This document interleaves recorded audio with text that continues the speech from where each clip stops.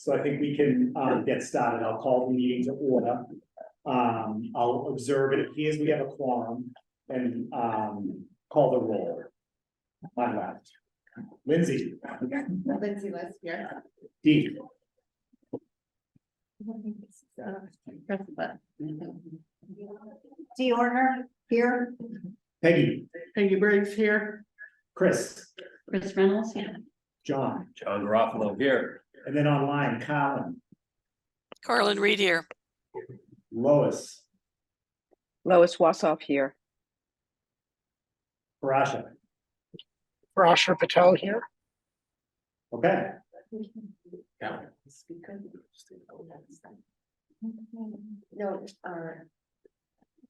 No, there's a little echo.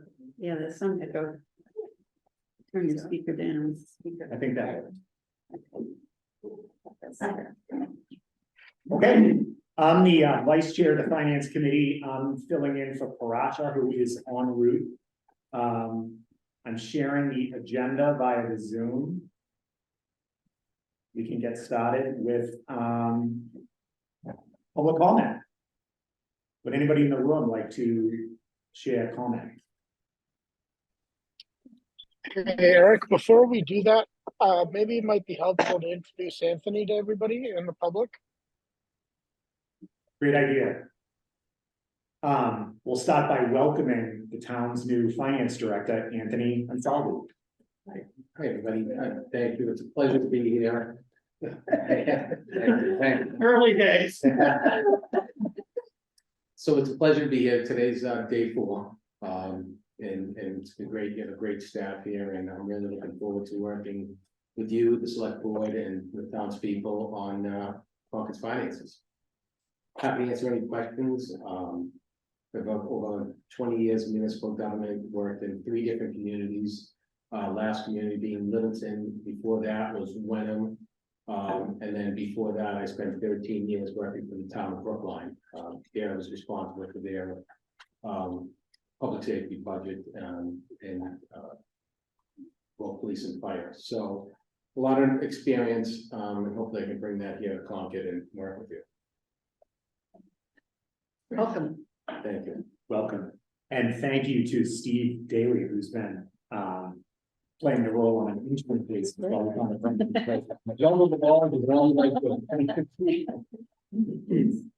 Okay. Any comment from members of the public on the Zoom?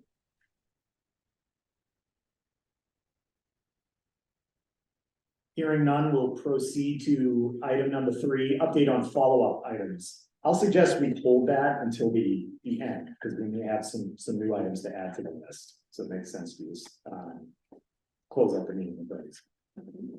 Liaison updates. Does anybody have any updates from their liaison assignments? We'll go around the room this way, starting with John. Yeah, I do. So I'm a liaison to the middle school building committee. So they met this morning. Construction is continuing as expected. Expenditures are sort of tracking on plan. The foundation has been poured. The steel is being erected, and utilities have been connected and laid out underneath the foundation. So they're making progress. So if you go by there, you'll see it. The construction budget was around 85 million. So they've spent about 8 million to date, or 10%. And there's only so far $31,000 in change orders. So that's where they are. Thank you. Very briefly, the Community Preservation Committee is had site visits. They've reviewed about 60% of their projects. They have about 40% more to go. I would make my personal judgment that it seems like there is less historic and open space and more dollars requested from affordable housing compared to usual. None of those are particular projects. They're sort of like into our bank account, piggy bank, however you want to describe it, the trust and whatnot. So it's leaning a little bit that way this year. Did they talk about how much money they have? No. No, they didn't. Thank you, Peggy. Dee. Schools, okay, so bear with me, it's gonna take a couple of minutes. They open up the year at their first October meeting so that they have their numbers from the previous meeting, or for the previous years. So I'm just gonna step through a couple of items. One is the October 1 enrollment numbers, and I'm gonna do it by school, because I have something I want to discuss. Alcott has 343 students. Thoreau has 412. Willard has 431. Those are our elementary schools. The middle school has 615, and the high school has 886, for a total of 2,687 students. Metco has 122 students. 50 students are at Alcott. 1 student is at Thoreau. 1 student is at Willard. 26 at the middle school, and 44 at the high school. And I only broke it out like that because you'll see that at our 3 elementary schools, Alcott is actually considerably smaller than the other 2 in terms of their enrollment. And if you would remove the 50 Medco students, they would only have 293 compared with 412 and 431 of the other 2 schools. So I think it also somewhat describes where people live and who has kids and who doesn't have kids. Also, the Nathan Pratt students are bused to Alcott. So that was the only group that during the discussion that I perceived to be maybe bused versus just busing within their area. The Best Western, as the superintendent indicated, it's quite stable numbers that they have there. They do have a full-time on-site facilitator. I don't think that the school is paying for that. I think that that is someone that the state is paying for. I got that impression, but I'm not sure. Do you know what the enrollment is from the Best Western? No, they did not break that out specifically. They have, what they have though is in the K-8 system, they do have 1 English language teacher that they had to hire and 3 tutors. And they ended up, the CPS end of the year report is on hold. Their budget for last year was $43,010,486. And the CFO made the comment is they don't have an E&D account. So that was just kind of an interesting remark that he made. Onward to the high school, the high school budget last year was $36,541,181, and they have a balance coming out of the end of the year of $433. 433,000? $433. So very small. Yes, Okay. yeah. They did use $427,000 for the road repair that they did, or the reconstruction of the road system that they did. And that money came from a prepay for their technology, for a prepay that would have gone to this year. So what that means is the $427,000 they need this year in the technology budget is part of the budget, not a prepaid for next year.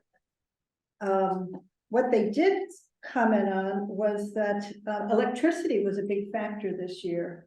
CMLP was over budget, and it was due to the increase. The increase was due to Ukraine. To what? Ukraine, the monies that are needed to go to Ukraine in terms of where they're getting capacity, I guess, for electric. 2 projects at the high school I just wanted to bring to your attention. One is called the amenities facility, which the estimated cost of that is $2.34 million. And what that is the the toilets that they never constructed when they put in the new field, the football field. So this is, for 22 heated toilets. And, No, it's a heated building, not heated toilets. they wrote it down as heated toilets. Toilets would be a winner. Yeah. That would be a Ukraine. problem. That sounds That would be a problem. Yes, there you go. There you go. What they have delineated is that it's about 1.8 million for the construction of the facility, 270,000 for consulting fees and 270,000 for engineering / design fees, none of which has been completed at this point in time. Which brings to the point that there were 5 members of the school committee that approved and 2 abstained. And the reason why the 2 abstained is because of the approach being taken, that they did not award a contract to anyone. And they did not award a contract based on having a bid process. And their argument was the 2 opposing or abstaining said, you should have a bid process for this. The counter argument is that if we do have a bid process, you have to go back to the consulting design as one piece of it, and then that would take a year, and then the second year you could go out and then get it constructed. And so they want to have it done sooner rather than later. This has been 10 years in the making. And they felt we're really behind the 8 ball on this and they wanted to get it done. That's all I can report out on that. The second, so there should be, if all goes according to their plan, they will have an article at town meeting for $2 million. The second part is the track. They would like to build a track at the high school, and it would be on top of the landfill, the cap on the landfill. And that seems to be a reasonable, the size is the right size. There's a lot of competition down at the Emerson track. And so having their own would be really beneficial. The cost of that is about $2 million. They have a different approach for this, which is a public-private partnership. And for fundraising for the money, which is also about $2 million. The committee itself showed a willingness by the committee to undertake a public-private partnership in this part for this project. And the only negative, and I don't even think it's a negative, they probably would not be able to have any lights at this facility because of the cap on the field. So they wouldn't have any nighttime track events, but Emerson doesn't have any lights either. I haven't been to a nighttime track event in a very long time. And that's it. Thank you for your indulgence in this report, but it was the first one. It was a good session that they had. Do you cover Minuteman, Dee? No, Don covers Minuteman. Don, okay, thanks. Thank you, Dee. Lindsay.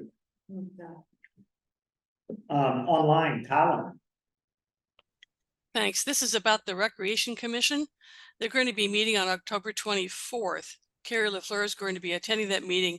She'll introduce the new aquatics manager, Will McClements, and the new recreation facilities coordinator, Bob Beatty. DJ Fimiani is the interim recreation director, and he's going to be running the meeting. They'll be reviewing a revised BD Center member handbook, and they'll be hearing an update from Carrie LaFleur on the status of the position of assistant town manager. And this is significant for the Recreation Commission because the assistant town manager will be overseeing the Recreation Commission in the Recreation Department. They'll hear a report from Delia Kay, the Natural Resources Division Director, about Warner's Pond. And they'll also be considering and drafting a support letter to CPC For the middle school athletics field request of $250,000. This is part of a total project to replace the fields. Total project amount is 1.69 million. The remainder of the funds are going to be coming from the budget amount for the middle school building project. This is to replace the soccer and field hockey fields, the basketball and softball fields used by the middle school in the community. Construction is supposed to start in 2025, and the use will begin in 2026. That's the report from the Recreation Commission. Thank you, Colin. Lois? Lois, you're on mute.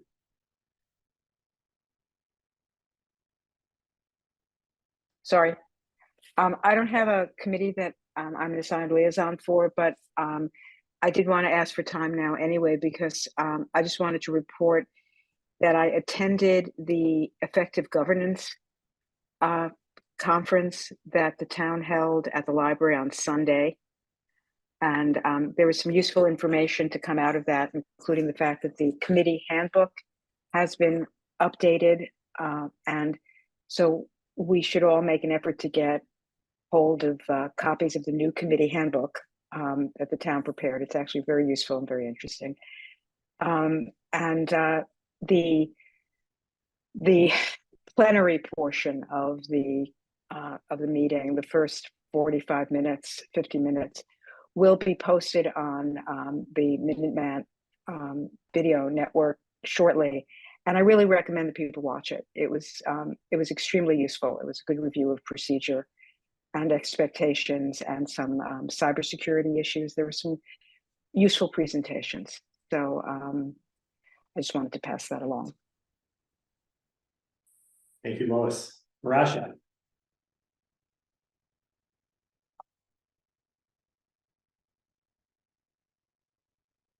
You may not be able to speak on it in fact. For my end, I wasn't able to, my official liaison assignment is the Public Works Commission. I wasn't able to make it to their last meeting, so I'm a meeting behind. I watch it on YouTube and report back. I did cover the chair's breakfast for Parasha this week in his absence. It was the first time I'd gone to that meeting, and I have to say it was great. Really informative to get those kind of rapid fire updates from all the committees in town. I know one of the complaints I hear anyway from Concord taxpayers is we have way too many committees and they don't talk to each other. But this meeting was great to get that cross-pollination across boards and committees in town. And it's open to the public, so anybody can go. The noteworthy updates that I captured were primarily from the schools, which Dee already covered. The warrant article for the facilities at the athletic fields, and the track, which is not intended to be a warrant article, but lots of good stuff. Okay, item number 5, increase in the Regional Housing Services Office revolving fund. I believe Liz Rust has joined us to provide an overview of this item. Liz, are you on the line? I am here, yes. Can you hear me and see me? Yes. Very good. Okay, hi, everybody. I think that you have a memo in your packet, perhaps, hopefully. You do, I'll scroll down. There it is right there. So this is it's kind of a common request. In fact, this was done in FY 20, 21, 22, and now here we are in 24. Have for maybe some of the newer members of the Finance Committee. So the Regional Housing Services Office operates out of a revolving fund, which spending limits are set in annual town meeting. The monies that come into the revolving fund are billed to the member communities starting in July. So they send in all their money for the whole year. Most of the expenses for the Regional Housing Services Office are staffing expenses, and there are 5 of us, and we are all paid through consulting contracts through the town of Concord, and purchase orders are set up for those consulting contracts that match off to the fees coming in. Concord gets an administrative fee for hosting, and there's some smaller program expenses, but the bulk of it is the staffing. And I only go into that so that you don't think that by raising the limit, like we could spend more money, because it's all managed through the purchase orders, which tie back to the fees coming in from the member communities. So every time we increase the revolving fund, it's because one of our member communities has increased their services that they're looking for and have paid for that increase. So these increases that we're asking for here have actually already been paid for. The monies are already in. I don't know if they're in, but they're coming in. Yeah, I'll just sort of stop there and see if there's any questions. I can talk a long time on this topic, but it's probably more than you really need. Question for Liz, Dee. Yeah, Liz, good to see you. I'm wondering, can you just give us a couple of sentences on why Natick joined? Why Natick joined? Natick had been wanting to join for quite some time. We had been capped at the RHSO at 9 communities, and bringing in Natick was a 10. So I think it was a combination of the time was right for Natick, and the time was right for the staff at the RHSO, meaning that the people were all part-time, and some people were looking for more work. Actually, so that we had the bandwidth, right? That we had the capacity to expand the staffing for the individuals. So the town managers who manage the RHSO kind of, in a annual meeting, all agreed to expand from 9 to 10 communities, all abutting, so you have to be adjacent communities. So they joined coming up in last July. Thank you. I mean, I didn't really mention functionally why they want to join. The RHSO provides monitoring and inventory management of affordable housing, and their town staff, their housing had increased over the years, and they didn't have a housing planner on staff or anyone to attend to those details. Other questions for Liz? How about online? Do we need to vote this, or is it, do we do it? That was gonna be my question. I think Yeah. you need a vote of the I think we finance do. committee, and then you're gonna go on to the board, the select board. I believe so, yeah. Yes, so I put in there in the memo, the Mass General Law, in italics, the regulation there. So the limit may be increased with the approval of Board of Selectmen and Finance Committee in the town. So yes, you do need to vote. Okay. And the select board's Motion. going to hear this on their agenda on Monday. So Motion to increase the RHSO revolving fund for $50,000. Do we have a second? Second, Discussion of the motion. I would say for a new total of 420. amend the motion.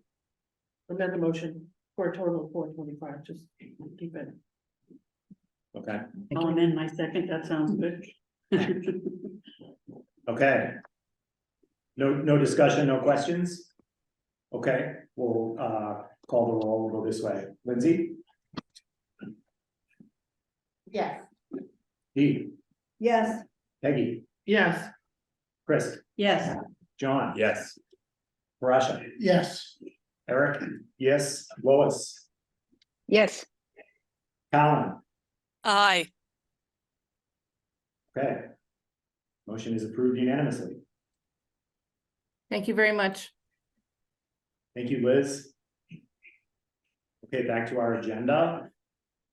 Item number 6, fiscal year 24 revenue and spend estimates. I think that's fiscal year 25, right? no, Oh, it's supposed to Oh, be that's- 20 years, I don't know where we are, it's actually 23 and and 24. then we'll be next year. Okay, So. If I may, please. so Anthony Mattel, the Chief Financial Officer, starting again this week on day 4. So in your packet, and I apologize for the delay, the get back late on Tuesday and Wednesday, so we didn't have a chance to really review it today, but in the packet, there's two reports regarding FY 23, and the first one is the revenues.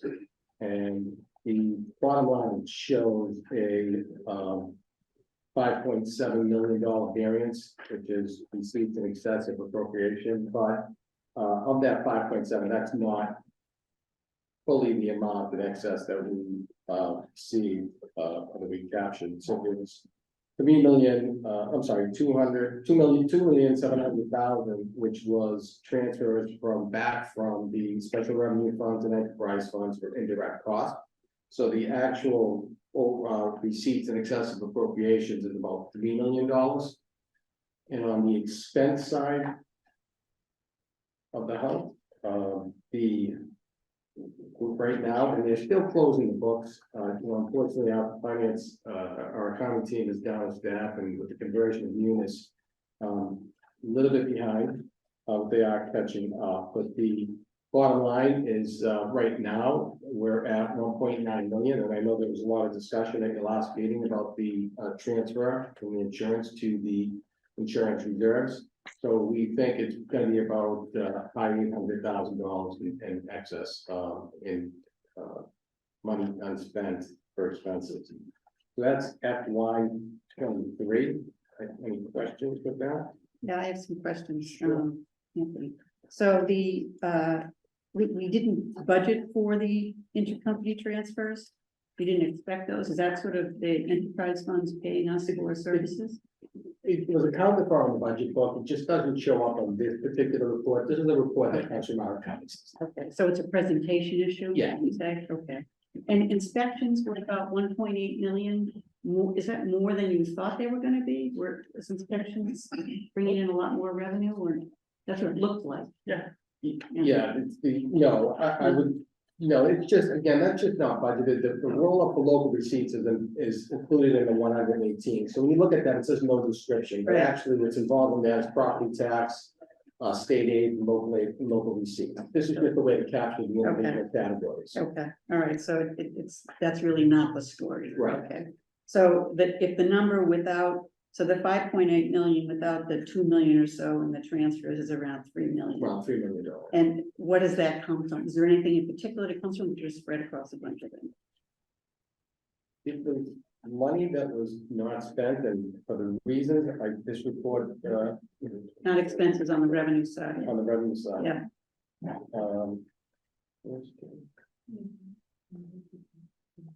Oh, so it's local receipts where, so Okay. more building permits, higher probably new growth. Okay, okay. And on the expense side, so it sounds, so the big item was that, I think was insurance, right, the group insurance. So the underspend there by $1.2 million, you're gonna look to put a lot of that into a reserve. That's what it Right, sounds like. yeah, there was a lot of discussion on that, I right? missed that last week, okay. So do you have an estimate now on free cash yet, or are we still? They're still working on that. I talked to Mary Barrett today, and she's working on that, so hopefully we have an estimate for the next meeting on the 26th. Thank you. You're welcome. All right, on to 24. Can I ask the question about that before we go on to fiscal year 24? Sure. Okay, got a question on the fiscal year 23 revenue information, lines 210 and 220. Can you just explain to me, why is the fire department amount so much greater than the police department? I mean, 967,000 versus 43,000. What is that? Lines 210 and 220. Thanks. Without diving in, Carrie, you can correct me, but probably BLS received from the fire department. Yeah, I'm revenue. Okay. Yeah, so it's ambulance receipts, so that's generates a lot in the police. Some of their fees are it could be license to carry, it could be smaller items. Carlin, are you suggesting, I heard a suggestion that we increase our speeding ticket fines and parking fines? Is that what I'm hearing from you, Carlin? No, no, I think I'm willing to join the fire department though, because they seem to be drawing in a lot more revenue, almost $1 million. I hadn't seen that number before. I thought that was quite a bit. So again, just to be clear, those are ambulance receipts. Sure. So that's a recharge. Okay, so that's a Somebody's charging fundraiser us. for the town, is the ambulance It's the department? payers, the Yeah, insurance you're companies getting to send pay out the money in somebody, advance. yes. I think Carlin asked another question that I didn't. Well, no, it was just, why was there such a difference between the two? And you're saying that's the ambulance receipts that brings Yes. money into the town. I had no idea. So supporting the ambulance department actually makes money for the town. Got it. Okay, thanks. Well, it's on Spend on the other pay. Yeah, we don't know the Yeah, expenses. the expenses are over us.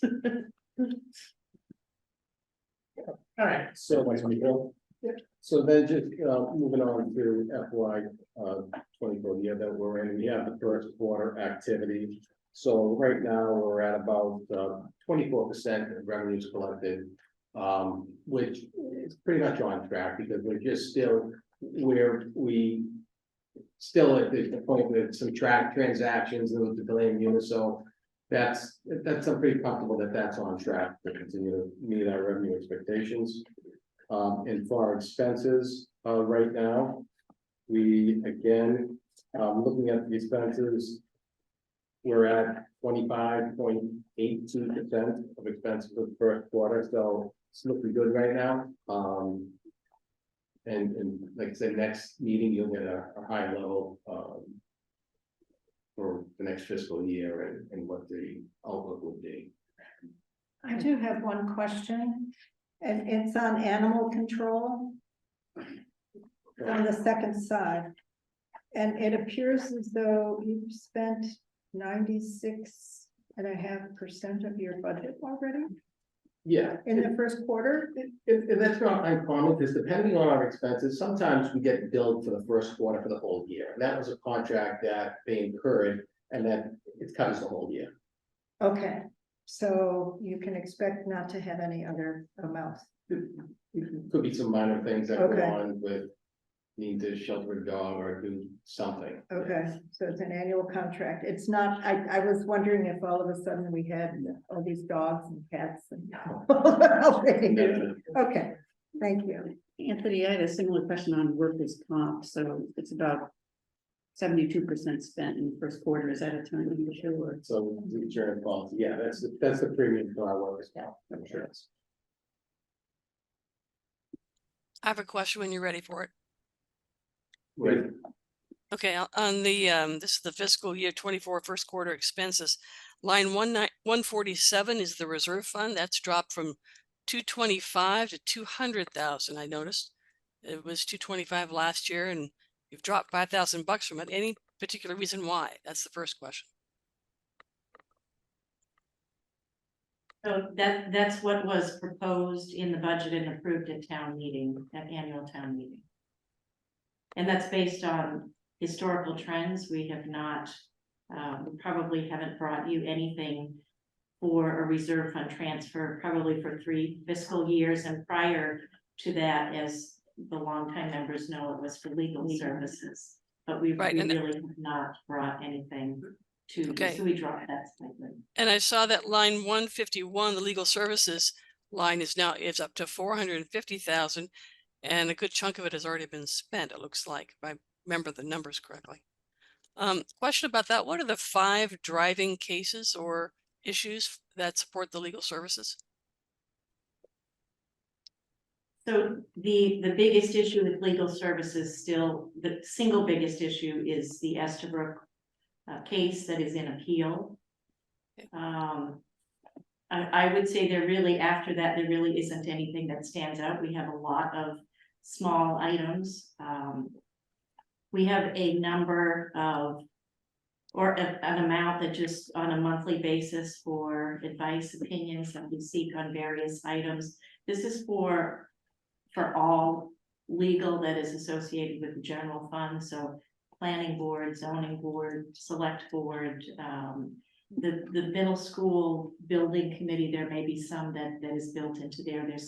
There's some small amounts associated with some work being done on that particular project, but by far it's still Estabrook. Okay, and then on line 148, the salary reserve, that's $755K. How does that compare to the previous years? I'll give it a shot. Okay. All right. Go ahead. So I asked the same question. From my understanding of the town, we use the last known salaries, and then we budget in the salary reserve for the increases that is determined after the fiscal year. So that money will actually go back to the departments to cover the salary increases for this fiscal year. So in terms of, if you don't have the historical, let's not get bogged down right now, because we need to keep. Yeah, I don't have that. We can get it to you, Carmen, if it's important. Well, I didn't know if that was a trend that was going up, it was going down, or and how it's being used. I'm not that familiar with how the salary reserve fund is used. That's what, it was such a large amount. That's why I was curious. That's it. Thanks. Okay, any other questions? Online? Okay. Thank you. You're welcome.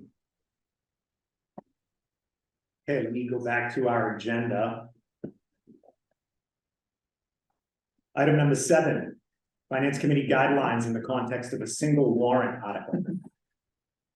So you can kick it I over. think Parash is going to tee this one. Yeah, and I think we discussed it briefly at our last finance committee meeting, which seems like ages ago, right?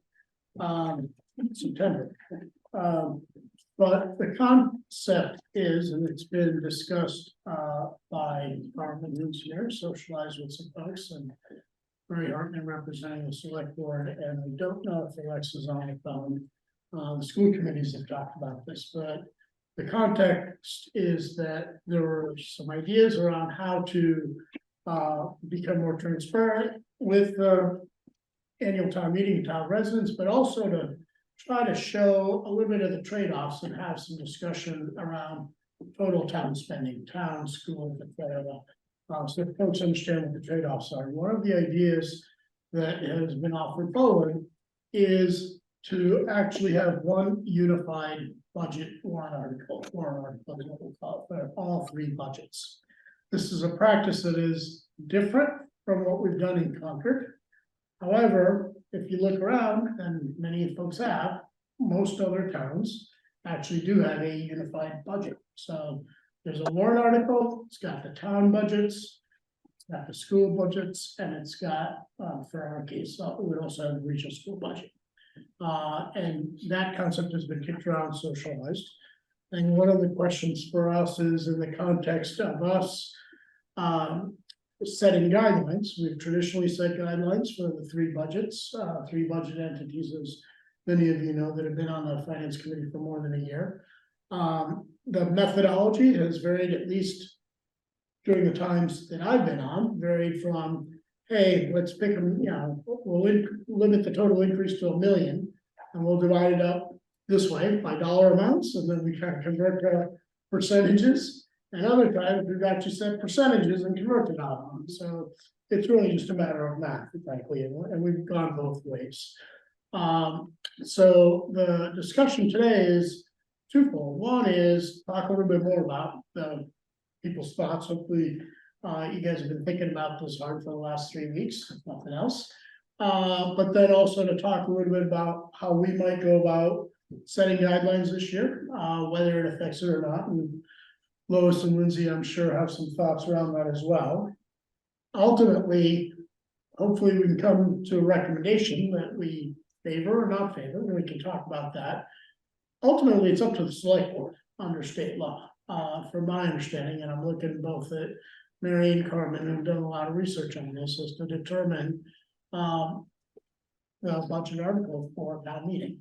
Obviously, the school committees, I think, have discussed it. I don't quite recall where they came out. I think They haven't. they haven't discussed it. Well, they I have thought they discussed it, They right? have discussed it, but they haven't come out yet with. Right, and Tracy, I see, is on the phone, so we can certainly ask her questions. So that's really what the discussion is about. And let me pause here and just see if there are any bigger questions in terms of the concept. We can have Carrie come up, or Carmen or Mary, and see if we've got questions for them. But before we sort of voice our independent, individual thoughts, make sure we're all aligned on what the concept is. Okay. It seems, Parashar, that our hunt is tax increase, right? I'm sorry, what's that? Our hunt, I'm sorry, you're breaking up. Could you lean finance into the phone? Could you lean into the Sorry. microphone? Thank you. is the tax increase. So just the question back is, do we have, can we simply set a guideline for all three entities without necessarily having three separate, having a single article at town meeting? So we say the guideline is, X, and during hearings, there's thought process on how that gets divvied up. I mean, last year, obviously, we had it became a concern how it got divvied up. And so we could go through the hearings and then, I guess, present the numbers at town meeting. I mean, there's a timing in the warrant issue. Yeah, and actually, let me go into this a little bit. Okay. Right, so one other thing which I should mention is important is, either way, I don't think our role changes. We're still supposed to advise the town on what we think is the best course forward for next year's budget. We still write the reports the way we do, right? And so if we were to proceed, or if the select board were to proceed, to have one warrant article, and just for our simple purposes here, just say there's 3 lines, town, school, and regional high school. I think the way, at least some of us have been, as we've been thinking about this, we would still go about next week, we're gonna hear from the town and the schools on their 5-year cost estimates, we'll get some more data around the revenue. We'll have another similar session in November. We will have set preliminary guidelines in October, and in this case, it's one guideline, say 3%. And then we go to hear some more about the budget. We still set a final guideline at the end of November. It's 3.5% after we hear back from everybody. We write our report, but then ultimately, what's actually in the warrant article would be up to the select board of the schools, because the superintendent and Kerry and Anthony would still be developing their budgets, right? Hopefully, they see our guidelines and take our advice on what we think the guideline spending should increase by. But ultimately, it's the select board writing the budget. The school committee obviously would have a voice. And then we would still be able to take a look at that warrant article and then make our recommendations like we do normally. Does that help answer your question? Yes, it does. Right, mechanically, I would envision that that's the way it would work, and how they figure out. It moves the negotiation to across the entities rather than back and forth with us one by one. Well, the only thing I would say is I've never thought when we set guidelines that we were negotiating. Because we ultimately don't have power, we're just making recommendations. Right. So even in previous years, it was, these are our recommendations, and then ultimately people listen to us or they don't. Yeah, but I never felt like a negotiation. it because- did to me, and we go back and forth with the parties, so I do think you're right, I think that's the shift. Yeah. It moves from us to other bodies in the town, yeah. You do have Can I be authority. recognized? Sure. Colin had her hand up, so Colin and Lois. I'll be fast, I promise. Listened to the school committee meeting, and I got the impression that the school committee members who were in favor of this saw it as a condition precedent that the same guideline would be used to all 3 entities, the CPS, the regional district, and the town. That it was a good idea so long as the same guideline was used across all 3. It would really be one guideline for all 3 of the allocation. We would not speak to the allocation if that's what they're talking about, Carlin. Are you, Carlin, are you suggesting that if the guideline is 3%, then each entity gets 3% and they can't go like, That's the shift. That was my impression. 3.5. Yeah, Peggy, that was my impression that was their thought process. And I see that Alexa has her hand up. Maybe she can confirm or clarify what I just said. Alexa? Hi, guys. Sure. I actually sent you all, I sent it to Parashar and to Eric, an email memo summarizing the school committee's reaction. So you do have some formal correspondence from me. I sent it on this 27th.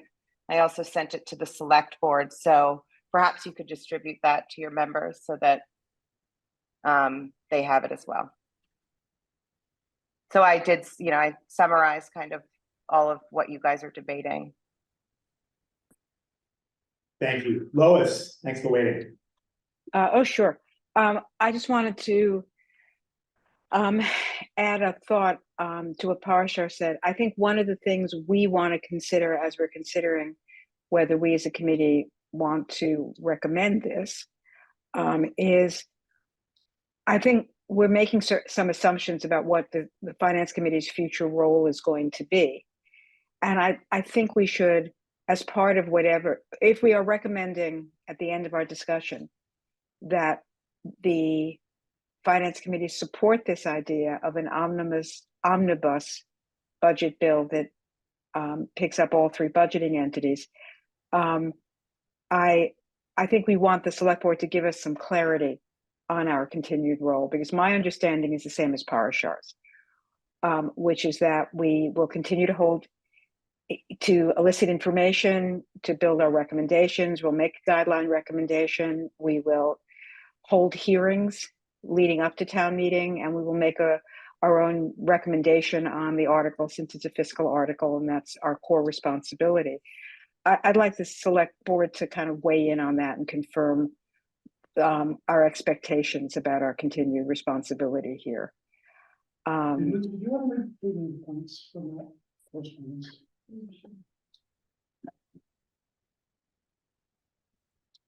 Parashar just asked if I could read the three main points I from. will circulate. Yeah, we'll circulate it, but because not everyone has it in front of them. So Alexa referenced an email that she sent on September 27th with the school committee's feedback on the guidelines proposal on the omnibus budget or single warrant article proposal.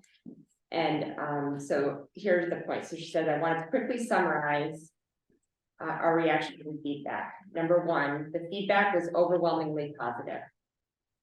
Number two, the committee felt that the shift would help to unify citizens and support the message that we're all in this together. And number three, the committee felt that this approach would work best with a shared guideline across all three units, CPS, region, town. It was noted that the current process sadly creates competition across the three units, which is particularly odd given that two of them are schools. And then there was an asterisk that said, we noted the necessity for the Finance Committee to technically continue to issue three guidelines, but agreed that this new proposal would only be effective if the guidelines were identical.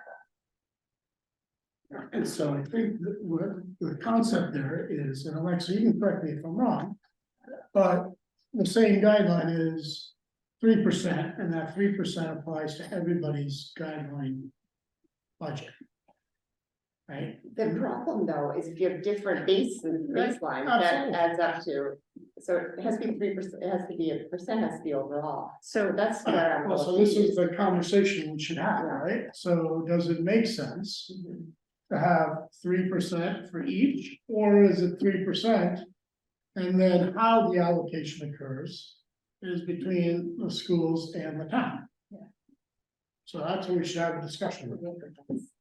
That's what I thought. That's what I thought the purpose of this was. I thought the purpose was to say it's one, if the budget comes forward as a single number, and guidelines can be both. In fact, we issue guidelines percent and dollars. We don't, and we also have we specify how much is coming out of free cash, right? We have an offset of $1 million, so we don't just, it doesn't just roll out that percentage is with, it's actually a little higher than that when you consider the offset. So we're specific to both the percent and the dollars for all the entities.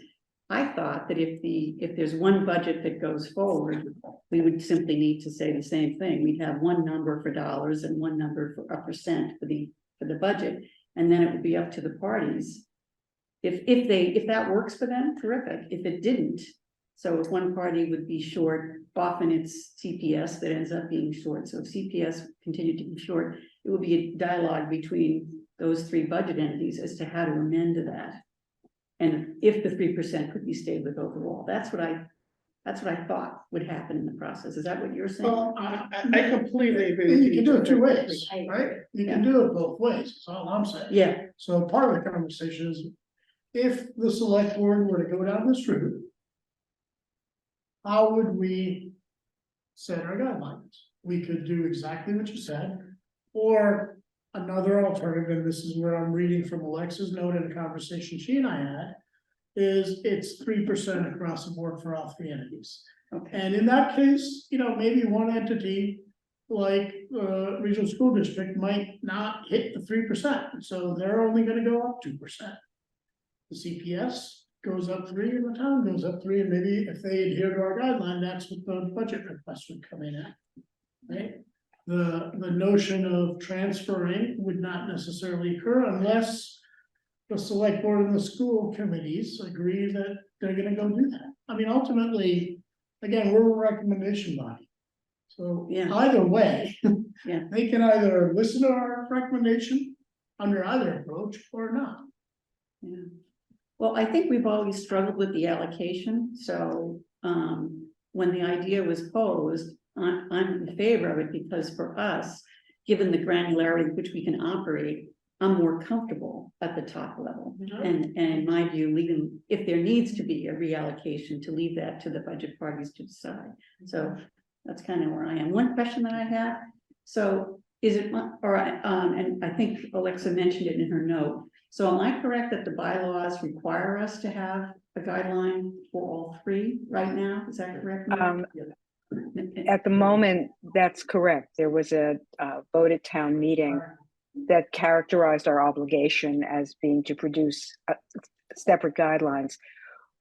That's something we could consider if we all agree this is a better approach. We want to recommend it to the select board and the select board agrees, then we could consider making a change at town meeting that removes the requirement that we do separate guidelines. Right, but does that push this a year then, Lois? So do we have to change the bylaw? I don't and think then have the so. ability to do this? No, I don't think so. I think I would defer to Carmen on this, but I think we could make our separate guidelines just arithmetic. You know, we don't have to do an allocation, and we can leave it to the budgeting entities to conclude how the allocation works for them this year.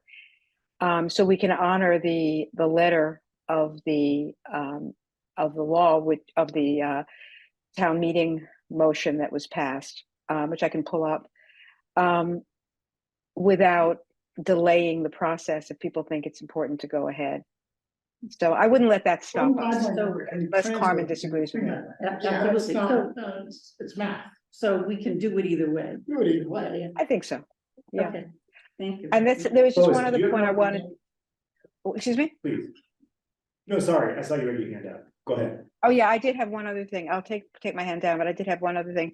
Just as a point of clarification, I just wanted to point out that in the discussions that preceded our meetings, our FinCom meetings, there was some discussion about whether or not this should include the capital budgets along with the operating budget. So just for clarity, for the moment, we're only talking about doing this for the operating budgets. I think everyone felt that trying to do this across the capital budgets was premature, and that more work needed to be done to harmonize the process before we could do an omnibus bill on capital budget. So there would still be separate capital budget articles at town meeting by each budgeting entity, but the operating budgets would be combined into one article. And I just, we actually are joined today by the chair of the finance committee from Carlisle. And they actually have a unified budget and they issue guidelines. So I'm wondering whether, then if you're still on, because I saw your name up there earlier. If you, I am. Yeah, can provide maybe just background for how your process works, so we understand that, particularly since we actually share a budget unit. Sure, yeah, I actually. And just to point out, going 3% and equalizing it is a problem because of those enrollment shifts. You know, that's something that we don't know every year. So I'm sorry to interrupt, but that's one of the key points. Yeah, so for us, obviously our school budgets are quite smaller than yours, but for the most part, we've always had just one guideline across the board for the public school, for the high school, and for the town. And the rationale around that is to ensure that we have as much transparency to the town as possible, and to also ensure that the budget is set very fairly, so that we have to collaborate and work together to make that budget work for the entire town. And it's worked pretty well. I mean, frankly, the biggest difficulty has been with the high school. We have not been as proactive in years prior in terms of working closely with your committees and working with the school committee on the Concord side. And so we had made a commitment to the town last year, and this has kind of been in process for the last couple of years, to start working and collaborating very closely so that we can come to a good resolution, however you're going to do your budgets, so that we're all aligned and that there's no surprises come the time when we're getting ready to formalize our budgets. So the process is pretty streamlined. We have all the departments, including Concord, by the way. We set our budget meetings, and so we set the guidelines. We give everybody about a month. We set a date where for 2 days we do budget marathons. All the departments come in, they talk about their budgets, we ask questions, they do their presentations, and it's a pretty streamlined process and works pretty well. So that's in a nutshell how we do our budgeting and how it works over in Carlisle. Lynn, I have a question. Do you have levy capacity? Yes. Do you tax them? You do. We've been very fortunate, though, that we have been able to work within our budgets and not had to rely on that. We're also pretty well funded from a free cash perspective. We're actually looking to probably bring those numbers down. So we've been lucky in that we have a lot of different levers that we can fall back on to minimize the tax increase, the pressure on the taxpayers and the tax increases themselves. Would you like to send us some of that free cash? Sure, it's all among friends. I mean, we've actually been accused of being too conservative, which, I don't know what to tell you. I've heard that more than once. But the other piece of this too, which I'm really pleased to hear, is over the summer, we started to, we put together a working group and we built a preliminary 5-year capital plan. So I'm thrilled to hear you guys are doing the same thing so that we can get better insight into the schools. I mean, one of the reasons, not that we're doing this amazing job, but one of the reasons why we do have the capacity we have is because we really have starved a lot of the capital needs around maintenance and buildings and things like that. I don't know if that's something your committee has bumped into. And so the chickens have kind of come to roost here in Carlisle, and we realized we need to have a plan put together.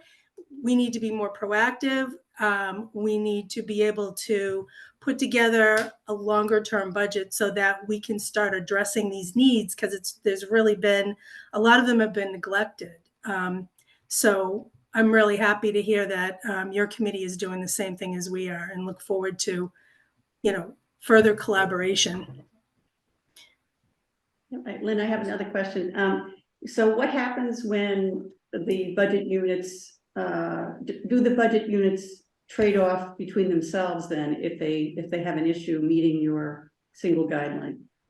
Yeah, that's a good question. And basically we don't well, I don't know how it works there, but we don't have the departments obviously fight for resources. What we do is we look at it in totality from a finance perspective, and we work very, very closely with our town administrator and also with the select board. And, before we start to do any kind of cutting, we know what the select board's goals are. So we apply that methodology to it, and then we provide our guidance in terms of our recommendations. And then we'll have a joint coordination meeting to discuss that, and then make some hard decisions, whether it's, not hiring staff, or just putting our heads together. One of the other things that we've done is we have utilize the administrative staff so that we can leverage them across departments so that they're not necessarily being used in a vacuum. Some are underutilized at certain times of the year, some are overutilized. So that's been one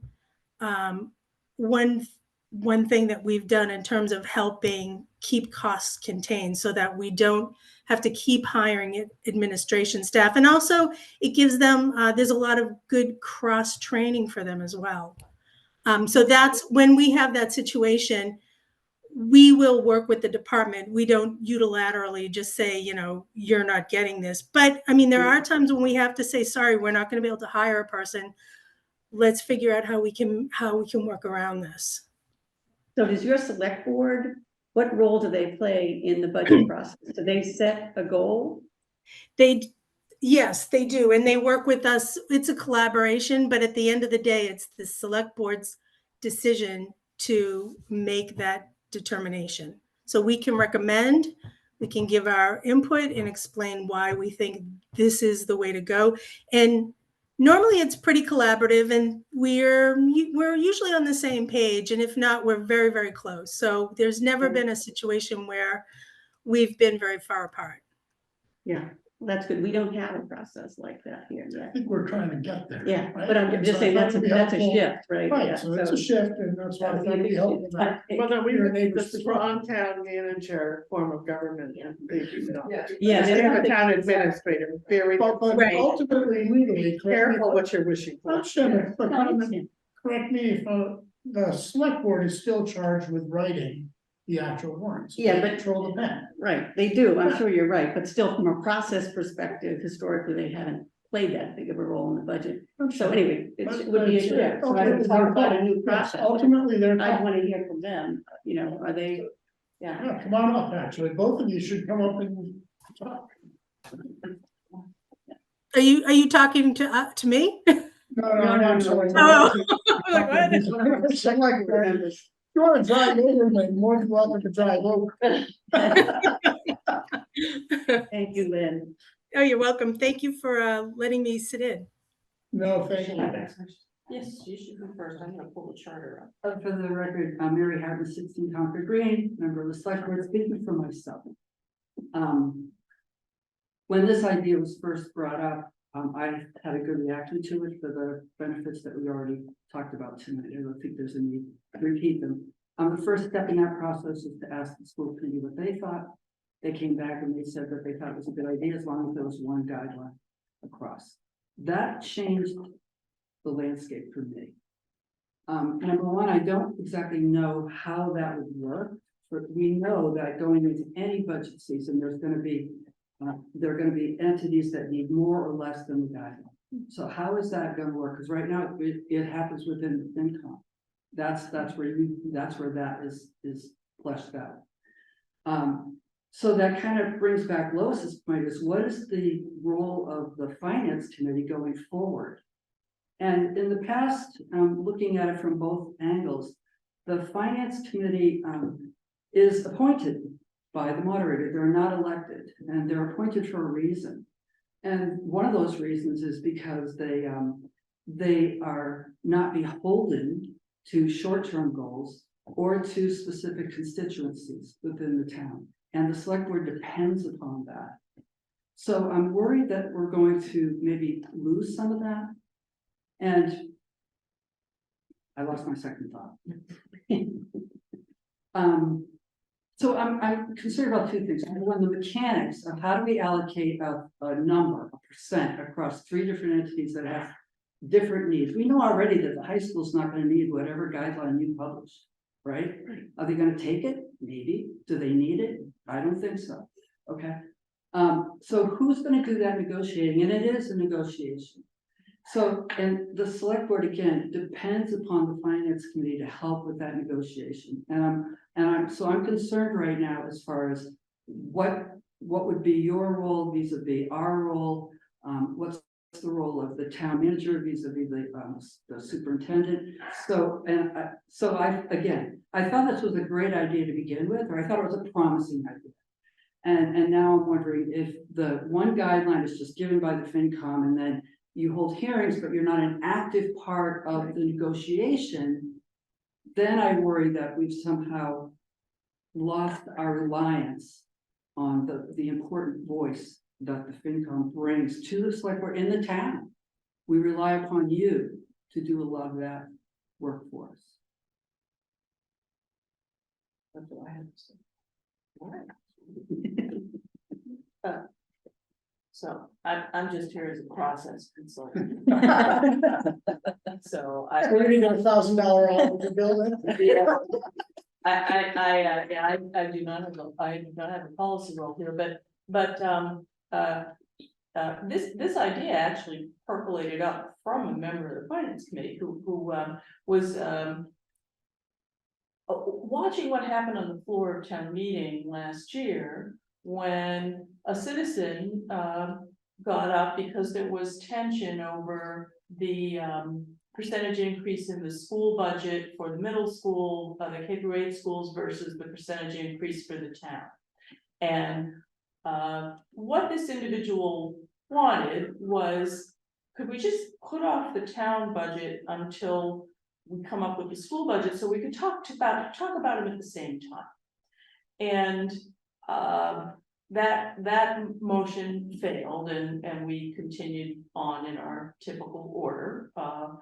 But the idea is not nuts.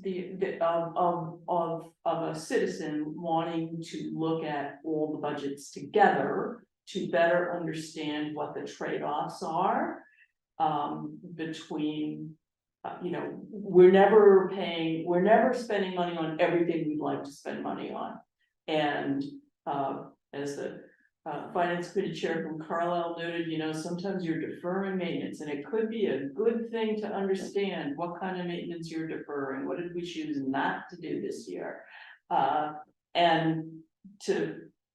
If you have all of that in a single article, in a single discussion, so that you're having that whole conversation under one umbrella, especially since so many other towns do it this way, it seemed like a worthy topic to think about. I don't see any reason why it wouldn't work from a procedural standpoint. There would need to be some education for townspeople, because that's not how they're used to seeing things. People didn't like it. It would always be open to somebody on the floor of town meeting to make a motion to split out this budget and talk about it separately, because there's really no problem in splitting things out and talking about them separately. And the moderator has the discretion to split things out for separate conversation and vote if they're reasonably capable of separation. So, and frankly, in kind of raising the conversation about this, it hadn't occurred to me to think about what would happen to the guideline process. So, and that's not up to me. That's up to all of the other people. Can I make one more comment? There's no hurry here. Really, the warrant doesn't open until December 2nd, I believe. So it might be a good idea to pause and think about it some more. I'm not going to tell you how. I don't think the select board does not have it on their agenda, an upcoming agenda. So we've got time to think about it. We've got time before we hear your recommendation. I certainly need more time to think about it. So I just thought I'd bring that up. Colin, I see you have your hand up. Thank you. I think one thing we should consider is the issue of fairness. And that word fairness has is ambiguous. What's fair to one person may not be fair to another person. But what I did notice last year, and I was not on the FinCom at that time, was there was an overarching sense of it was unfair that there were different percentages for different purposes within the guideline process. And yet within FinCom, at least with some folks, it was a fair allocation. We can do the discussion and have the discussion about what is fair when we set our guidelines. Now, personally, I kind of like the idea of a unified approach. I mean, it makes some sense to me, and it will force us to do our job, which is to be fair and treat everybody equally. So I'm in favor of it.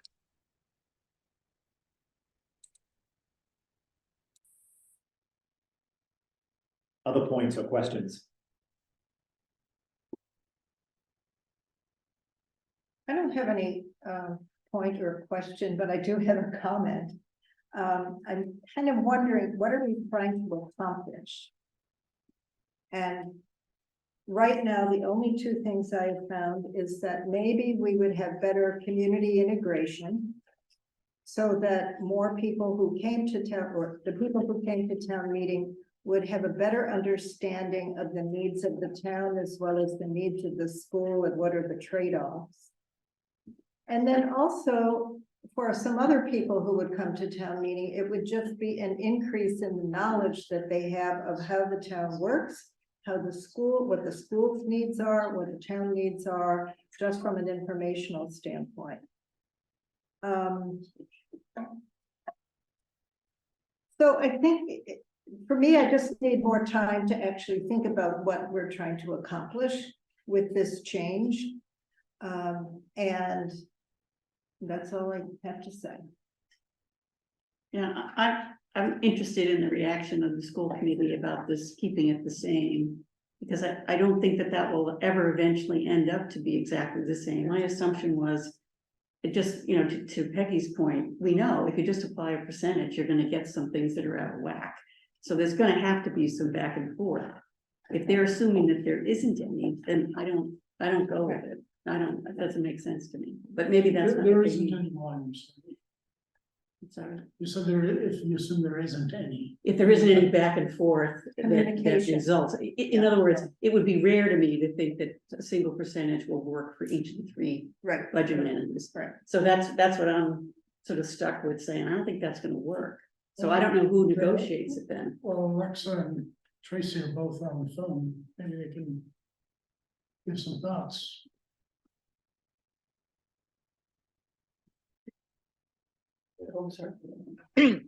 Hi, I'm here. We actually have a quorum in this, so I'm the only one that can talk because I think Cynthia, Tracy, and I are all here. I don't even know, like, other than that's sort of interpretive. I don't even. Oh gosh, now I'm in a dark room. I don't even sort of how to answer that, Christine. Can you ask it again? I don't know. So it sounded like what the school committee was looking for, Alexa, was to have the exact same percentage applied to each. So it was 3% for CPF, 3% for the high school, 3% for the town. That was the condition on which you would agree to this. Is that it?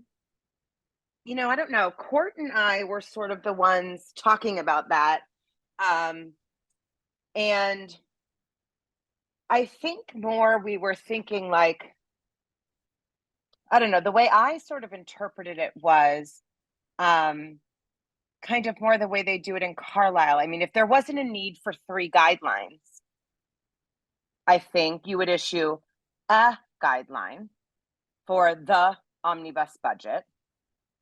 And then the process would go to sort of the way Carlisle does it, I think, like where there would be more discussion between the town, so to speak, and the schools, and those, and also the select board and the school committee, where you would see the professional groups, the superintendent and the town manager, as well as the governing bodies, the school committee and the select board, we would then have, I think, maybe more discussion.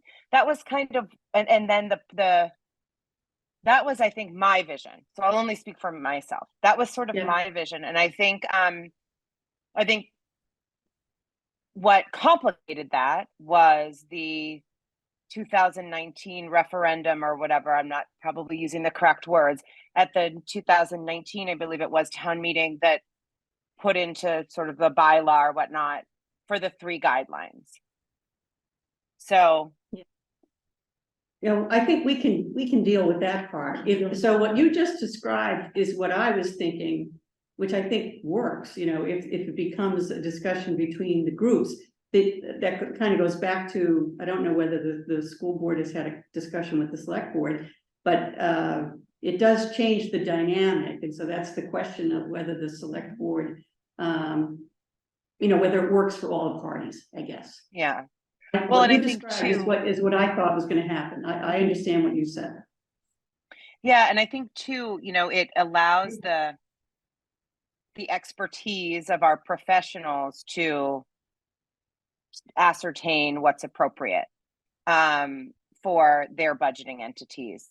And I think that there could be some value in that, right? Because they are, you know, they have professional expertise in all of this. So, but again, I do recognize that the bylaw or whatnot for 3 separate guidelines does complicate things, but you know, that was sort of the spirit of our discussion. That's not, we don't think that's a gating factor. We think we can work around that. So you know, that don't hold that one out as the reason, I guess. Yeah. So again, that was sort of, I think, the spirit of our discussion. I think I've captured it. Okay, good. Hope it was helpful. Lois. Yeah, just to take that confusion off the table, let me read you what we're operating under. This is a warrant article, it's Article 4, adopted on April 29th, 2021. So that was the town meeting where it's adopted, and it amended an article adopted at the 1976 town meeting, which talked about a single guideline that had to be published prior to November 30th of the previous fiscal year. So this came up because this came up in FinCom discussions, as I recall, because we wanted to change that date. We wanted the date by which we had to publish the guidelines to be tied to the scheduled close of the warrant rather than an arbitrary date, since the warrant closing date would move based on the timing of town meeting. And that led to a discussion about how, for a while, FinCom had not been doing a guideline. It had been doing an overall guideline, and then had been doing guidelines for each of the budgeting entities. So what was adopted reads as follows. The Finance Committee shall annually establish budget guidelines for the next fiscal year for the Select Board, the Concord Public School Committee, and the Concord Carlisle Regional School Committee, and will publish said guidelines on the town website no later than 5 weeks before the scheduled close of the warrant. So it accomplished the scheduling issue, and it just changed the description of guideline to the plural.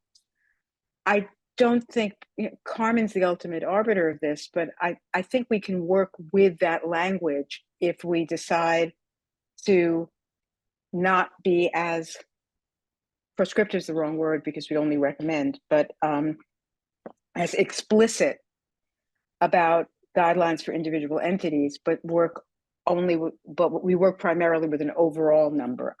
I think logistically we can do that, and we might or might not want to propose an article at town meeting to address that plurals issue. I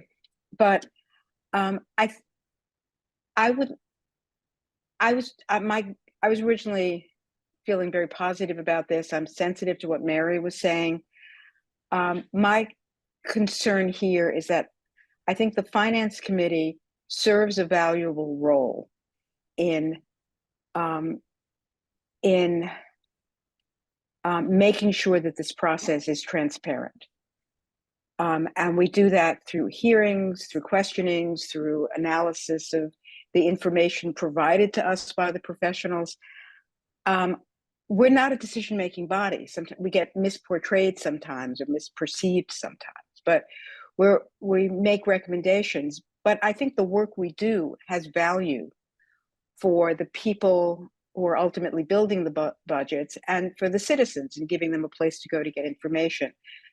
So if we're going to do an omnibus bill on the operating budgets, I just would like to know that the Finance Committee's input is still going to be, the Finance Committee is still going to have the opportunity to perform its task, do the analysis, do the hearings, make sure that this really does accomplish the goal of that citizen who got up at town meeting. I remember that and said, can't I look at the town budget at the same time I look at the school budget so I know what the whole is? And I think that was the impetus for this. It's a way of giving the citizens a better way to understand the trade-offs while they are making the ultimate decision about the budget. And I do think that's a worthy goal. I don't think this is the only way to achieve it, but I think it's a worthy goal.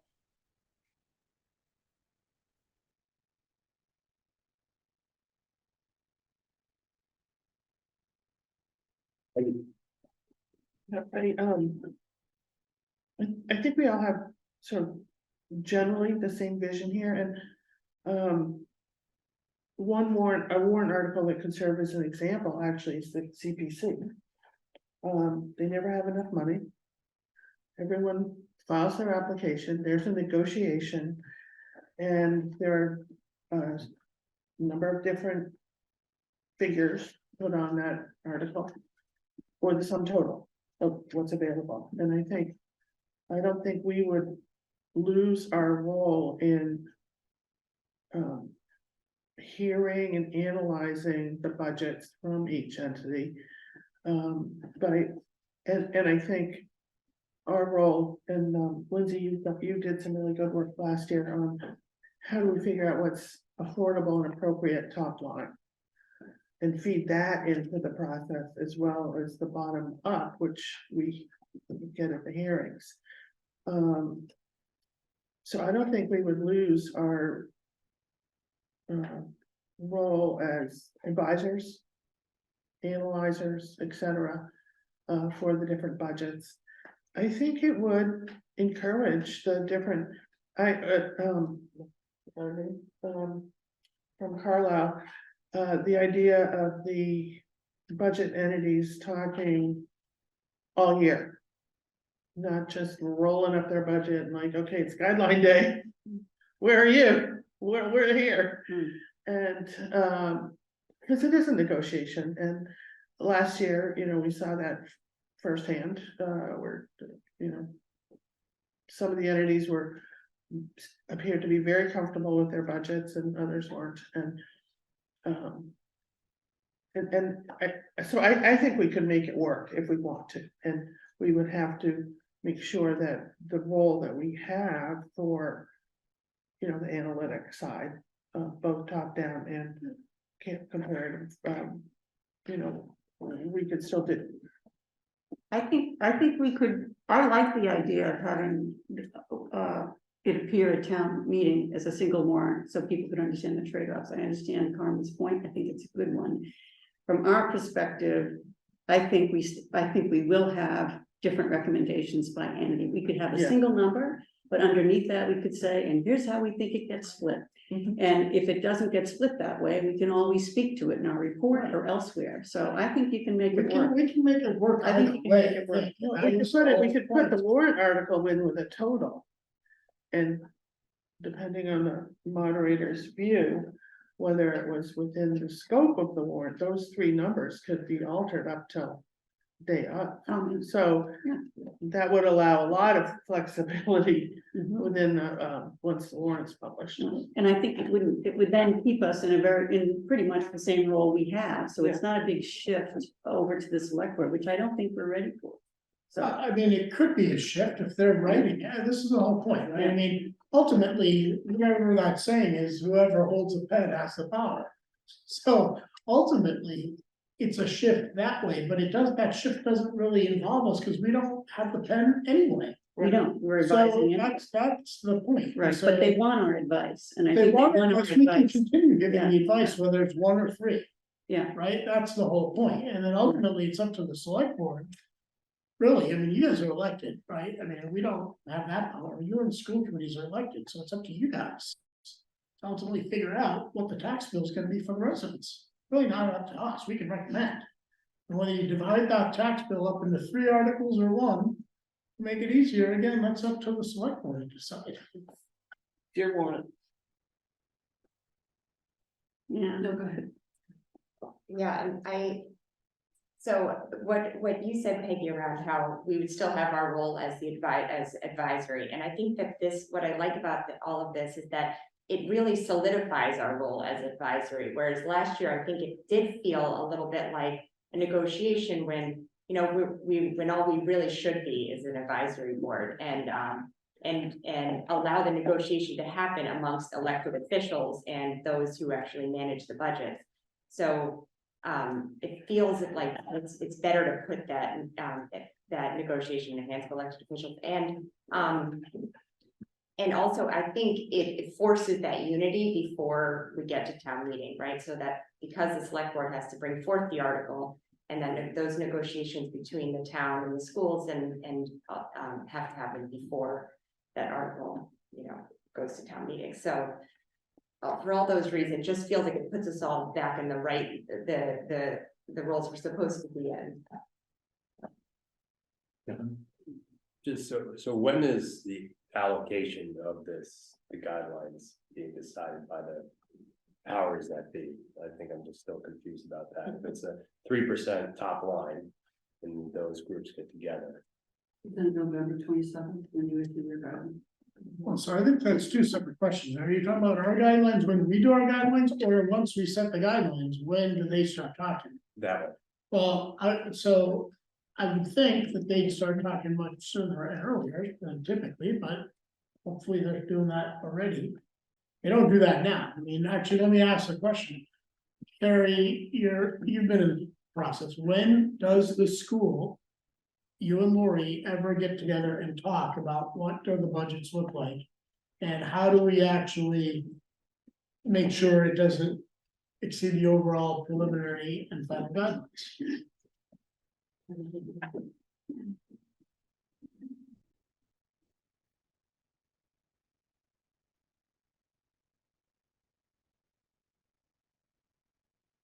So that's not part of the process. We're not doing that. So if we were to go that way, I guess, let's take it to the hypothetical, John, because that's really the answer. If we were to go in that direction. So that there's a guy, the select board decides tomorrow, for example, that there's gonna be 1 word on it. When would you start having those conversations? That says, hey, the finance committee guideline is 3%. We need to figure out how our total budget for the town and the schools are gonna be hitting 3%. Or not. I mean, you can always, select board can always assign it's 3.5 or 2.5. But isn't it even maybe more confusing for me? If it's 3% is X dollars, and then those groups are whacking up X dollars. So one's group could have 5%, one group could have 1%. Yeah. And so I'm just still confused as these our guidelines can change up until an article is written and someone at town build it. Like it's town side. So I'm just curious, the process would be, when would you folks get in a closed room and not leave and hash out schools get X and we get Y? I'm just confused about it. So it's a little difficult to say when that would happen. There's a lot of things to think through. And you're talking about a process that's very different than what we follow right now. So are you asking, if you continue to set your guideline at the end of November, are we doing that before or after? I am a little concerned that we're gonna be starting budgets like July 1st for the following year, and that's too much. But you know, we can't do that. So we would have to sit down, and I don't know what the school committee's process is. I don't know what their timetables are. I can guess. But on the town side, we're typically going to the select board in December, when we know what the guideline is, and then we can start talking about, and we're far enough into our budget process to be able to talk to the select board about whether or not we can meet the guideline. And if we can't, what input they want to provide on where we might be looking to take away. So it's hard to say when we would do that, because we have to put calendars together and decide, do we need to do something in advance of when you're talking about the guideline or not? Yeah, probably depends on what the guideline is too. Yeah. Yeah. But looking at the way Lindsay, when she presented last year, we could start our guideline process from the top down, just looking at inflation and the economy and that sort of thing. And so it's not gonna be 3, maybe it'll be 4, maybe it'll be 2.5. Start thinking in that direction. So I'm Very wondering, preliminary. whether, I understand maybe folks aren't ready. Even the select board may not be ready. And to Terry's point around the practical conversations of looking at calendars. I wonder whether it would be good for the finance committee to actually ask both Carrie and Lori to put together a preliminary calendar for next fiscal year. That says, if we were to go to this for fiscal year 26, here's what the dates would look like if we were to sit down together. Because clearly other towns are doing this, so it's not like impossible to sit down and have meetings and talk about this. But I'm wondering if we shouldn't have a little planning and say, okay, if we were to do this for fiscal year 26, here's what the calendar would look like. Here's what the process would look like. And then the select board, the school committees, and the next year's finance committee will have visibility as to what the process is, what it looks like, etc. And then again, the select board can make that decision in the spring of next year, for example, if there's a calendar out. We're kind of curious what people's reactions would be to that concept.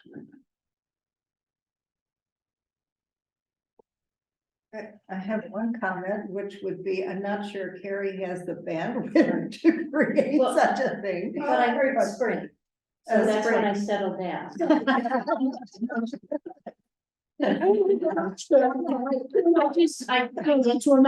to put that on the table, because I know on the school side as well, they're a little short. Well, that's why I said staffed. spring, right? We go through Yeah. this round. You've got some time to think about it and say, okay, if we're gonna do this, here's what we have to start doing for next fiscal year. So I do have a follow-on to that, which is something that John brought up before. When you say 3%, it's actually a dollar amount you're talking about. You're not talking about 3% for each of the entities. So I think we have to have a clear understanding of what we mean when we're saying 3%. Is it just 3% for every entity, or is it a dollar amount of 3% over what we can? So look, either, I think we're getting too hung up, with all due respect, on whether it's dollars or percentages. I don't think we are. Well, let me explain. In the past, the finance committee has set guidelines using both approaches. It's mathematically pretty easy to say, well, 3% equals X thousands of dollars for each one and just call it that. Or you can conversely say we're coming at it by dollars and then translating it to percent. We do that in all our tables anyway, right? So we're using those numbers, at least I am, just as an example, more than an approach to actually setting it. I could easily say everybody gets $500,000, right? And use that example. So that's why I don't know that it matters. Well, I just think it's an important distinction here, for the reason that there are different bases, right? So people are getting confused Yeah, there, I understand. right? So that it will translate to different dollar amounts for the different. It can, or it doesn't have. Or it doesn't have to. Exactly. I think the issue of whether there is or is not a change in the role of finance committee is the most important question that we need to clarify before we talk about his calendar or anything else. So I think this committee should think about what we want the role to be, and if we see a change in it or not, so that we can tell the select board and the school committee how our role changes or it doesn't. And then I think all three parties have to say, do we like it or do we not? And the timing of it makes perfect, it might not be this year, maybe it's next year. But I think that's a really important discussion, because I think that's what making people a little uncomfortable. So I think we have to clarify. So I guess Lois already said she doesn't think there's a difference. I don't think there has to be. I don't think there has to be either. Right. I guess if we just go around the room and ask ourselves, does there have to be a difference? At the end of the day, I personally don't think so, but maybe we go around and ask them, will that give you that answer that you're looking for? No, I think you have to write it down and show it to Exactly, people, yeah. to say, this is our role today, this is our Right. role tomorrow, and let them absorb it. So I don't think Okay. going around the table works. Yeah, convincing you is that I think it's the select board of the school committee that need to be convinced of what you see your role going forward, and I thought that's what I was trying to address earlier. And if what we're talking about is one warrant article that has 3 numbers in it for the benefits we talked about earlier, I think that would be great. If we're talking about re-engineering the entire guideline process, so now that it moves out of the finance committee, it moves either into the town government or it moves into the school committee, that's a whole different thing. So that's something I think that I would need to see addressed before I would be able to vote on whether we wanted to adopt this omnibus budget. And as the liaison to the select board, that's what I would recommend to the select. Yeah, go ahead.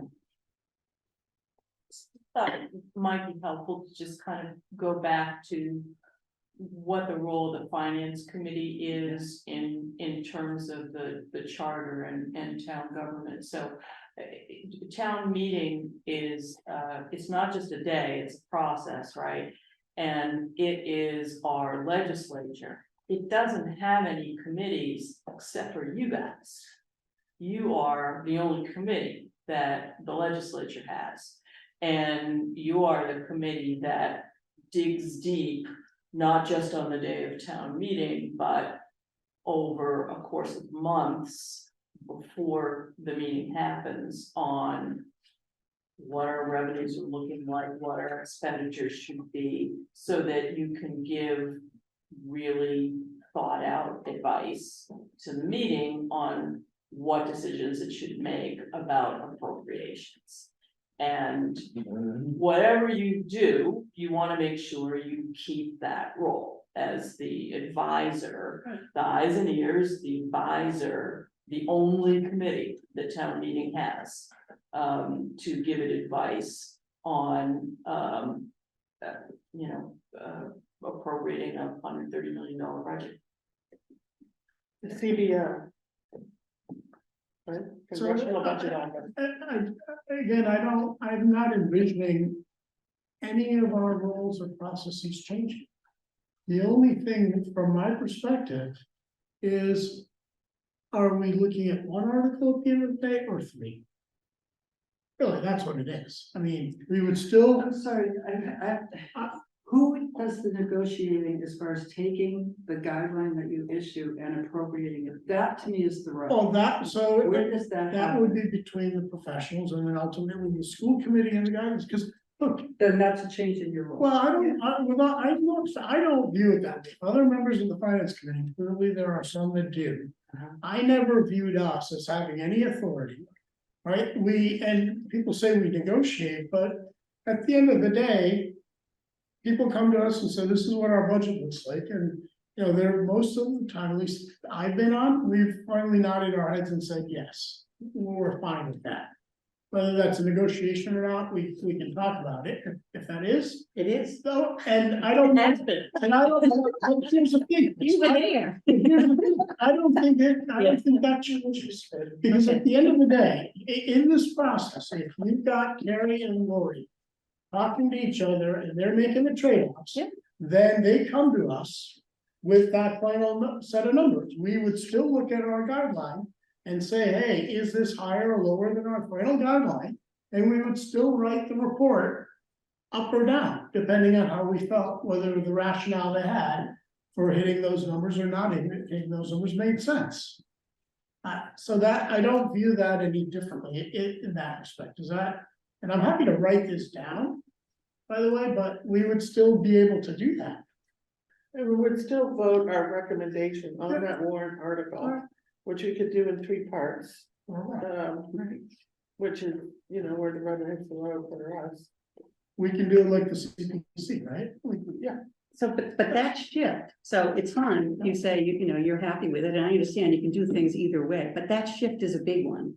So for all the parties involved, I think we have to make sure everybody's comfortable with that, and my perspective is you have to write it out so they can figure out. I think we can write it out. Yeah. But that's kind of the way I was thinking as we talk about this, our role in essence of opining on the numbers in front of us, whether it's 1 or 3 articles, really doesn't change. How they get there is what changes. That I agree, because they're not talking to each other. So That I historically, agree. they're not talking to each other They're at all, not. so that negotiation process, and there will be one, has not existed. I agree. So that's a shift, I agree, okay? but not. I don't know if they're okay with it. Well, that's true, but.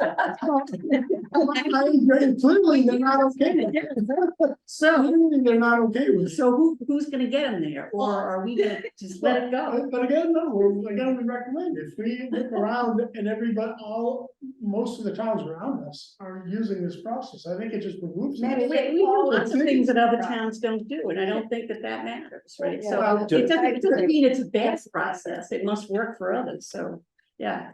Carrie, don't you essentially, I support this. Don't you essentially do this now for the departments in town that fall under the single town number we use today? In other words, the police department has their needs, public works have their needs, and over the course of the year, you work together to get to that single number. Yeah. Isn't this essentially the same thing? She's their boss. Right, yeah, we certainly do work cooperatively among the departments to come up with the budget, but as Chris said, they're all reporting to me. Understood. I do, just for the record, want to say Dr. Hunter and I do work cooperatively on many things. She comes to our weekly staff meeting.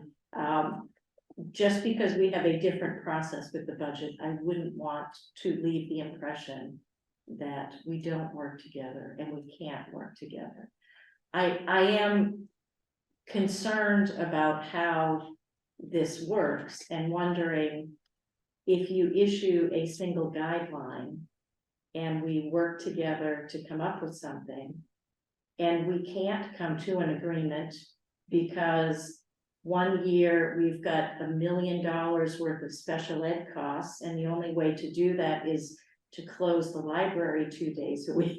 You know, are we coming back and saying, you know what, this is, right, we've got an issue, we've worked in good faith, and we can't come to an agreement without significant changes in service levels? Do you want to hear that, or is it just? Absolutely, that's what happens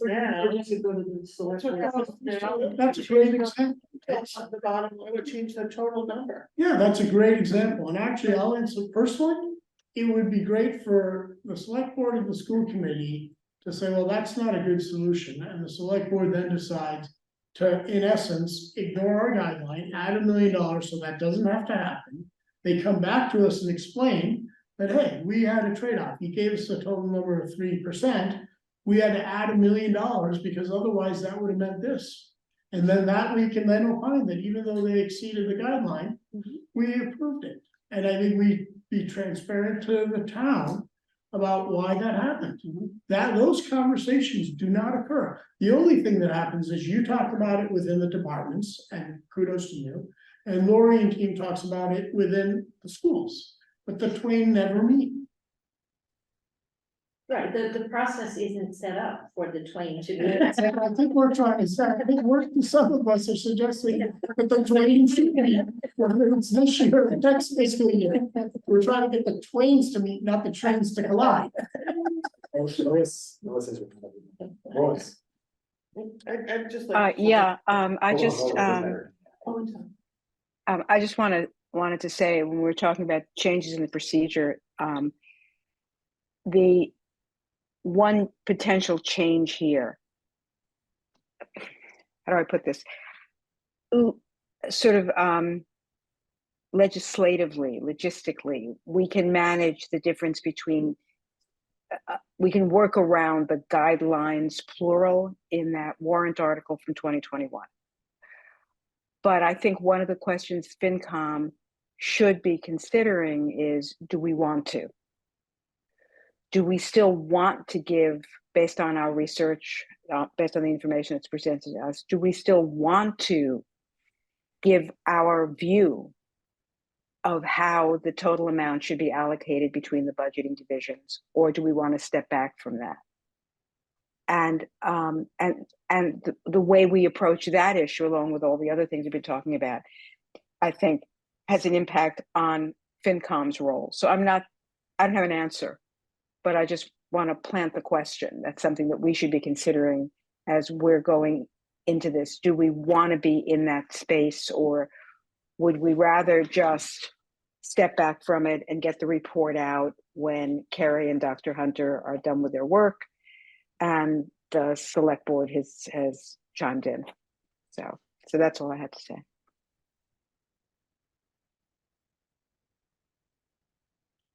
Thank you.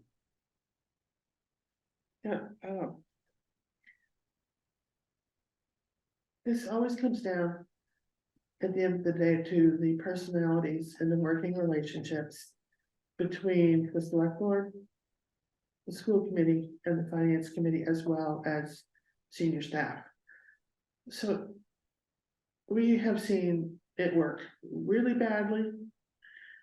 We have seen it work really well. And I think right now it's working quite well. And it you know, little longevity in staff makes a big difference. And just the attitude of the board. So, you know, we can write this down, we can decide how to do it, how we want it to work, but that doesn't mean it's going to work 5 years from now. It doesn't mean it worked 5 years ago. So I like the idea. I think Parashar and Chris, you know, I don't think our role is going to change. I really do not. And I think as Carmen said, we're the advisory board, we're the Congressional Budget Office.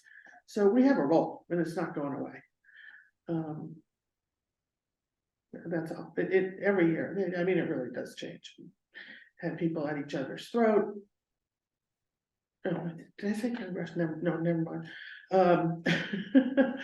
And other times, you know, we worked really well together. So it varies.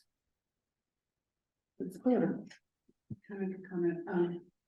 If when we put into paper and we write the article, if the numbers that are put down there are numbers that come from the FinCom based on your guideline process, then I think I would be more comfortable with one article. So if you know, if this, in other words, as long as the numbers that are put on the paper aren't numbers that came up from the select board, but they came from a recommendation from the FinCom, then I would be more comfortable with that. Does that make sense? Mm-hmm. So Mary, does that mean you want us to do not just an overall guideline, but you want us to express a view on the allocation of the monies generated by that top line percentage? Yeah. Okay. Okay. And we can do that, but ultimately you would make a proactive decision that that's what you're going to use, right? And again, you always have the discretion to ignore what we recommend. Right. Okay, just to be very clear. We do. You're Yes, right. I mean, exactly. we have flexibility right up until town meeting. Yes. Right. So yes, but I guess I just want to be clear. I would want to be reassured that the process of allocating whatever guideline you have, that the FinCom still takes an active role in that. That's what I would like to be reassured of. But I'm only one member of the select board. I just want to remind you of that. And so, rather than just giving one number and then we've got to kind of figure out, well, how, who gets what, and we're the ones doing the negotiating or relying on town staff to do the negotiating. That to me is too big of a change to do in 1 year. So I would really need that reassurance.